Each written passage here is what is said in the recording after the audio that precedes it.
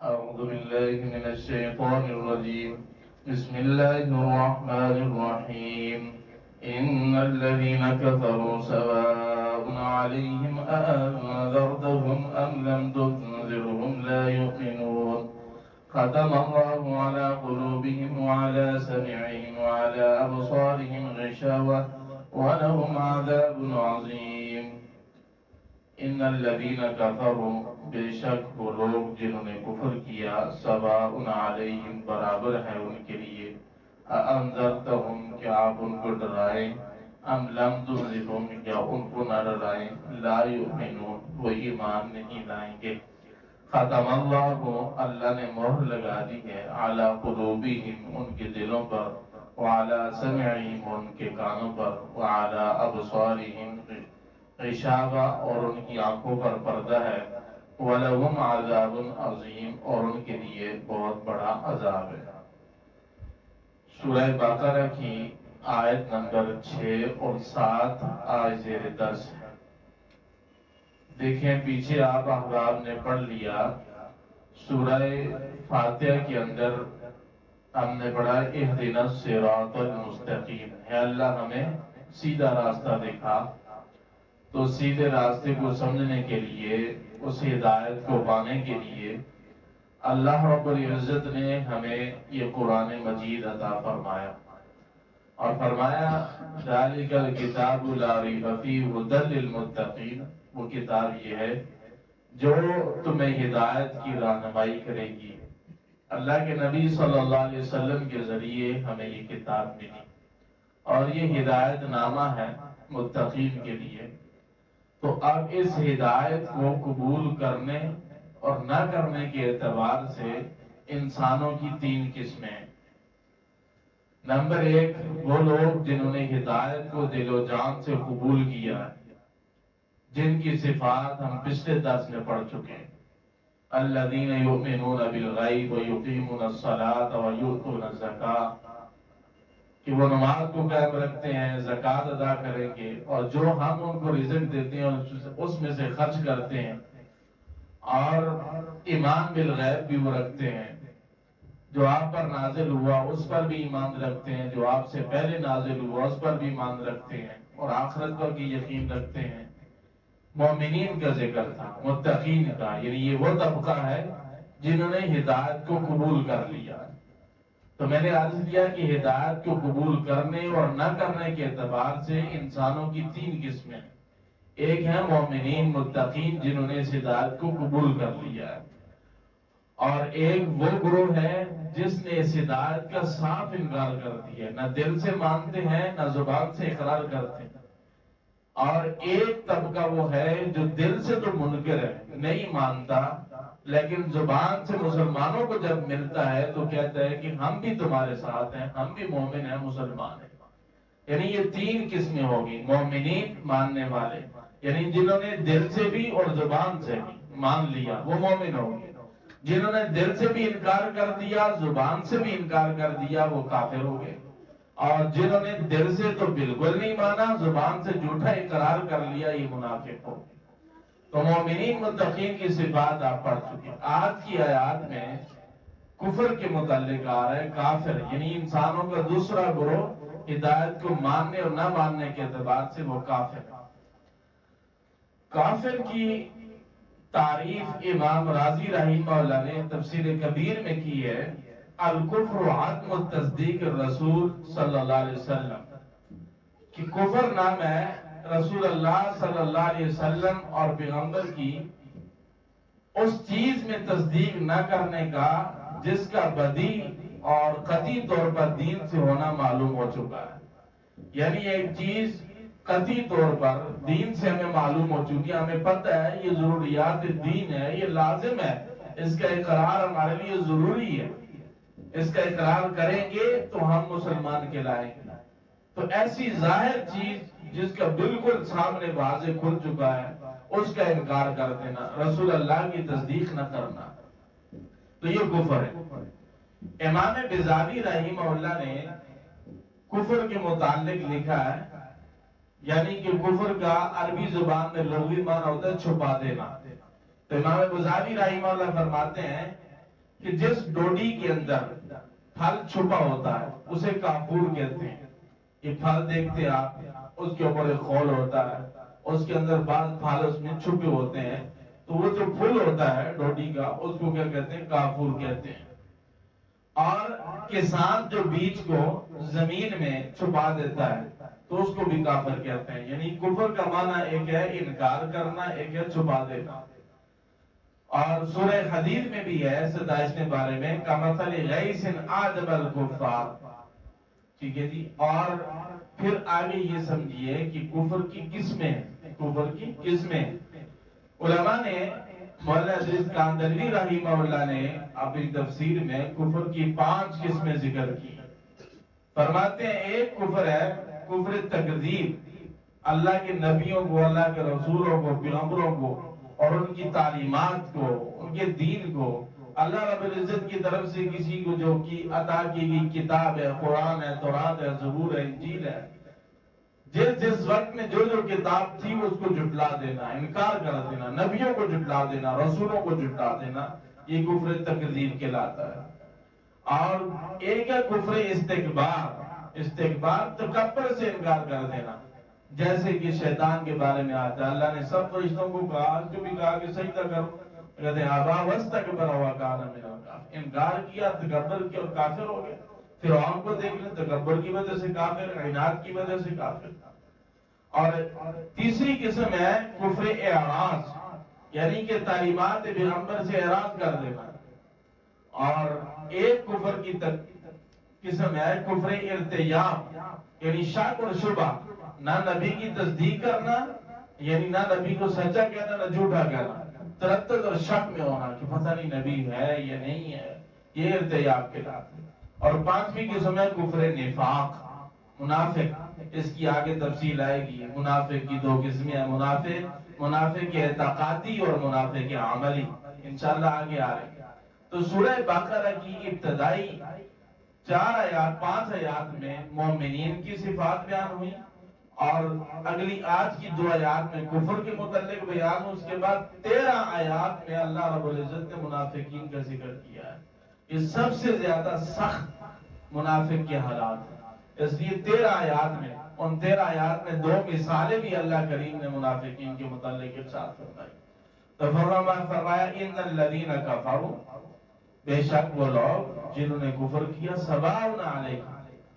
حضرات مفسر لکھتے ہیں، محمود علوسی رحمہ اللہ نے لکھا ہے کہ اللہ رب العزت نے سواء علیہم فرمایا، سواء علیک نہیں فرمایا. یعنی یہاں پر ایک اشکال اٹھ سکتا ہے کہ جب آپ کا ان کافروں کو ڈرانا نہ ڈرانا برابر ہے، تبلیغ کرنا نہ کرنا برابر ہے، وہ تو مسلمان ہوں گے ہی نہیں، تو پھر پیغمبر صلی اللہ علیہ وسلم کو ایک نبی سے ایک محمل کام جس کا فائدہ ہی کوئی نہیں ہے، وہ اس کی ذمہ داری لگانا، وہ اس سے کروانا، یہ تو درست نہیں ہے کہ نبی کو ایک ایسا کام جس کا فائدہ ہی کوئی نہیں ہے. اللہ کہنا سواء علیہم، برابر ہے ان کو کہ آپ ان کو ڈرائیں نہ ڈرائیں، تبلیغ کریں نہ کریں، آخرت کے اعمال بتائیں نہ بتائیں، تعلیم جو قرآن کے ذریعے اللہ نے آپ کو عطا کی ہے وہ آپ انہیں سکھائیں نہ سکھائیں، برابر ہے. وہ ایمان نہیں لائیں گے تو یہ محمل کام ہونا جس کا نہ کوئی فائدہ ہے نہ نقصان، تو یہ تو نہیں ہونا چاہیے. تو اس کا جواب انہوں نے دیا کہ سواء علیہم ہے کہ ان کے حق میں برابر ہے، سواء علیہ کا نہیں ہے کہ آپ پر برابر ہے. یعنی کہ آپ جو تبلیغ کر رہے ہیں آپ کو ثواب ملے گا. تو کوئی بھی مبلغ، عالم، خطیب مسجد کا، وہ اگر لوگوں کو دین کی بات بتا رہا ہے، لوگ نہیں مان رہے، وہ لوگوں کا اپنا نقصان ہے، ان کے حق میں نقصان ہے، بتانے والے کے حق میں کوئی نقصان نہیں ہے، اس کو اجر و ثواب ملتا رہے گا. تو اللہ کے نبی صلی اللہ علیہ وسلم کے حق میں ثواب پورا ہے، آپ کو آپ کے بتانے کا فائدہ ملتا رہے گا. آپ کے بتانے سے جو فائدہ ان کافروں کو ہونا تھا، یعنی وہ جہنم سے بچ جاتے، اللہ کے فرما بردار بن جاتے، تو یہ نہیں بنے تو یہ نقصان ان کا ہے. تو یہ یہاں پر یہ بھی سمجھ آ گئی کہ جو بعض لوگ آج کل کہہ دیتے ہیں کہ مولوی کی زبان میں تاثیر نہیں ہے، بھائی بات اثر نہیں کرتی. بھائی تو یہاں پر دیکھ لو، یہ جنہوں نے نہیں مانا نبی کریم صلی اللہ علیہ وسلم کی بات، ابو جہل، عتبہ، شیبہ، یہ جتنے بھی تھے بڑے بڑے کافر جو حالت کفر میں مرے ہیں، انہوں نے تو پیغمبر کی بھی نہیں سنی. تو کیا پیغمبر کی زبان میں بھی اثر نہیں تھا؟ بات یہ نہیں ہے. جس طرح اللہ کے نبی کو ثواب مل گیا ان کی تبلیغ کا، علماء جو آپ کو دعوت تبلیغ کا کام کرتے ہیں، سمجھاتے ہیں، کہتے ہیں آؤ بھائی نماز پڑھ لو، تو تم آؤ نہ آؤ ان کے نامہ اعمال میں ثواب لکھا جاتا ہے. تو اس لیے نیکی کی دعوت تبلیغ کرتے رہنا چاہیے، کوئی مانے نہ مانے ہمارا کام ہے پہنچانا، بتانا. فرمائے ان الذین کفروا سواء علیہم، تو یہ ہو گیا انذرتم ام لم تنذروا، ڈرائیں نہ ڈرائیں برابر، لا یؤمن، وہ ایمان نہیں لائیں گے. یہاں پر ایک بات اور آ جائے گی اور اگلی آیت میں بھی آئی، لا یؤمنون، وہ ایمان نہیں لائیں گے. جب اللہ کو پتا ہے کہ یہ ایمان نہیں لائیں گے تو پھر پیدا کیوں کیا؟ جب ان کو معلوم ہے کہ بھائی انہوں نے سننی ہی نہیں ہے، یہ حق کی طرف آئیں گے ہی نہیں، تو پھر پیدا کیوں کیا بھائی؟ ان کا قصور تو نہیں ہے نا. اللہ تو پہلے کہہ رہا، اللہ کو معلوم تھا کہ ابو جہل نے مسلمان نہیں ہونا، نہیں ماننی بات، تو پھر پیدا کیوں کیا؟ سوال ہے کہ نہیں؟ تو بھائی دیکھیں ایسا نہیں. اللہ کے نبی صلی اللہ علیہ وسلم نے فرمایا کل مولود یولد علی فطرت الاسلام، ہر پیدا ہونے والا اسلام کی فطرت پر پیدا ہوتا ہے، دین کی فطرت پر پیدا ہوتا ہے، دین اس میں ہوتا ہے، دین کی صلاحیت ہوتی ہے اس میں. لیکن آگے فَأَبَوَاهُ أَن يُهَوِّدَانِهُ أَوْ يُنَصِّرَانِهُ، اس کے ماں باپ اس کو یہودی اور عیسائی بنا دیتے ہیں. یہ ماحول کی تربیت ہوتی ہے کہ انسان کو بگاڑ دیتی ہے. انسان دین پر پیدا ہوتا ہے، دین کی فطرت پر پیدا ہوتا ہے. تو اللہ نے ان کو دینی فطرت پر پیدا کیا، ان کے اندر صلاحیت رکھی، لیکن انہوں نے اپنی صلاحیت کو خود برباد کر دیا ہے، خود برباد کر دیا، وہ خود اس طرف نہیں آئے. تو اس میں اللہ کا کوئی قصور نہیں ہے. ختم اللہ علی قلوبہم وعلی سمعہم، اللہ نے ان کے دلوں پر مہر لگا دی. مہر کا مطلب ہی یہ ہوتا ہے، جیسے دیکھیں آپ خط لکھتے ہیں تو اس کے آخر میں مہر لگاتے ہیں، تو اس مہر کا مطلب یہ ہے کہ اب نہ تو کوئی اس خط سے اندر کی چیز باہر جا سکتی ہے اور نہ باہر کی چیز اس میں شامل ہو سکتی ہے. تو ان پر مہر لگ گئی ہے. یہ ان کے آنکھیں موجود ہیں، ان کی کان موجود ہیں، ان کا دل موجود ہے، لیکن نہ تو یہ حق کی بات دیکھتے ہیں، نہ حق کی بات سنتے ہیں، اور نہ ہی حق کی بات یہ بول سکتے ہیں. تو فرمایا کہ ان کے دلوں پر، ان کے کانوں پر اور ان کی آنکھوں پر پردہ ڈال دیا گیا ہے. تو اب یہاں پر پھر وہی سوال لوٹتا ہے کہ بھائی جب اللہ رب العزت نے ان کے کانوں پر مہر لگا دی، آنکھوں پر پردہ ڈال دیا، دل پر پردہ ڈال دیا، تو اب یہ کیسے ایمان قبول کرتے بھائی؟ پہلی بات یہ ہے کہ یہ آیت ابو جہل، عتبہ، شیبہ کے متعلق ہے، جن کا اللہ کے علم میں تھا کہ یہ کبھی بھی نہیں مانیں گے، یہ کافر ہی مریں گے، تو ان کے متعلق ہے. باقی دوسرے کئی لوگ ہیں جو اس آیت کے نازل ہوتے وقت مسلمان نہیں تھے لیکن بعد میں مسلمان ہو گئے. حضرت ابو سفیان رضی اللہ تعالیٰ کو دیکھیے، کئی سارے صحابہ جو ہیں بعد میں کیا ہو گئے؟ مسلمان ہو گئے. یہ آیت اس وقت نازل ہوئی تو اس وقت وہ مسلمان نہیں تھے، بعد میں ہو گئے. تو یہ مخصوص کافروں کے متعلق ہے.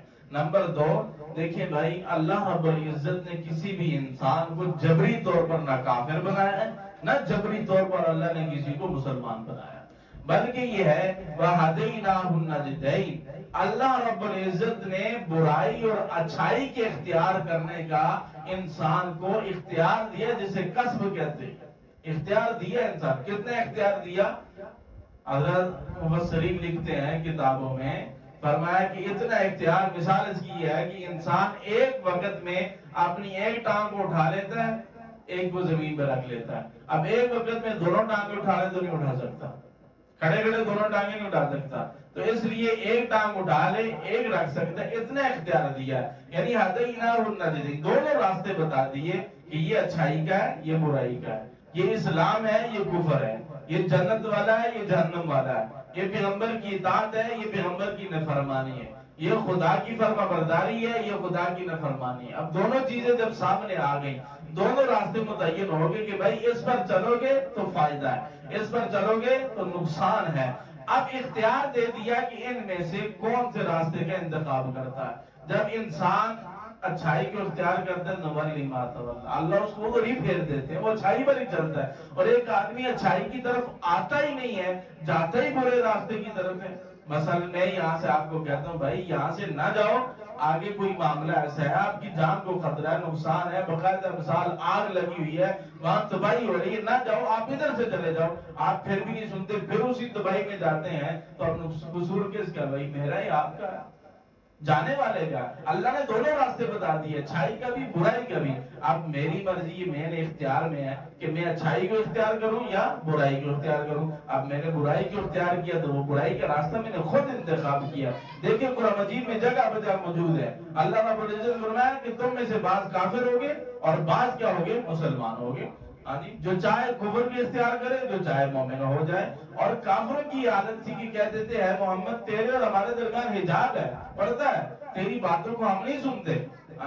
اس طرح کہتے تھے کہ جب اللہ کے نبی کے قرآن پڑھنے کی آواز آئے دار دل کا علم یسمع فی اذنی وقرا، اپنے کانوں میں ڈانٹ ڈال لیتے انگلیاں کہ ہمیں آواز ہی نہ آئے، ہم تیری یہ باتیں سنتے ہی نہیں، ہمارے دل پر غلاف ہے، تیری ان باتوں کا کوئی اثر نہیں ہوتا۔ تو اب مجھے بتائیں اس میں اللہ کا کیا قصور ہے کہ ایک انسان خود اتنا ہو گیا ہے کہ ہم یہ سنتے ہی نہیں، اچھا ہی نہیں۔ تو مطلب ان کے اندر بھی صلاحیت تھی کہ یہ اسلام پر رہتے، اسلام پر آتے، لیکن انہوں نے اپنی اس صلاحیت کو خود ختم کر دیا، خود ہی برائی کے انتخاب کر لیا۔ تو اب اس میں اللہ رب العزت کا کوئی قصور نہیں ہے۔ تو فرمایا ختم اللہ علی قلوبہم، اللہ رب العزت نے ان کے دلوں پر مہر لگا دی ہے، وعلی سمعہم، ان کی آنکھوں پر بھی، وعلی ابصارہم غشاوہ۔ تو دیکھیے جی اللہ رب العزت نے یہ نعمت ان کو دی تھی کہ کانوں سے تم حق سنو، زبان سے تم حق بولو، اور اپنے دل سے حق کو جانو، سچ کو جانو، حق کو قبول کرو۔ تو انہوں نے اس سے فائدہ نہیں اٹھایا۔ مثال یوں سمجھ لیجئے، ایک امیر آدمی، مالدار آدمی ہو، مالدار آدمی کوئی غریب فقیر آدمی کو پیسے دے کہ یار یہ مہینے کا خرچ ہے، میں تمہاری تنخواہ لگا دیتا ہوں، کام کرو نہ کرو بس ٹھیک ہے، یہ ہماری طرف سے آپ کو ہدیہ ملتا رہے گا۔ اب وہ فقیر کیا کرتا ہے، وہ پیسے لیتا ہے، دریا کے بر کر دیتا ہے، جلا دیتا ہے۔ اب وہ پیسوں سے فائدہ نہیں اٹھا رہا، تو ایک دن آتا ہے جب امیر کو پتہ چلتا ہے کہ بھائی یہ میں پیسے دیتا ہوں، اس سے تو فائدہ نہیں اٹھا رہا، یہ تو خرچ نہیں کرتا، تو جلا دیتا ہے، بیوی بچے بھوکے ہیں اسی طرح، اور یہ تو یہ کام کرتا ہے، تو وہ کیا کرتا ہے، اس کو بند کر دیتا ہے کہ بھائی ہم تجھے خرچہ نہیں دیں گے، تو فائدہ نہیں اٹھا رہا۔ تو بھائی اللہ نے ان کو آنکھیں دی تھی فائدے کے لیے، کان دیے تھے فائدے کے لیے، دل دیا تھا فائدے کے لیے۔ جب انہوں نے ان چیزوں سے فائدہ نہیں اٹھایا تو پھر اللہ نے کیا کر دیا، مہر لگا دی کہ تم اچھائی کی طرف نہیں آ سکتے۔ تو قصور ان کا اپنا ہے۔ اللہ تعالیٰ سے تو اللہ تعالیٰ ہمیں عمل کی توفیق عطا فرمائے۔ آمین۔ الحمدللہ رب العالمین والعاقبۃ للمتقین والصلاۃ والسلام علی امام الانبیاء والمرسلین۔ ربنا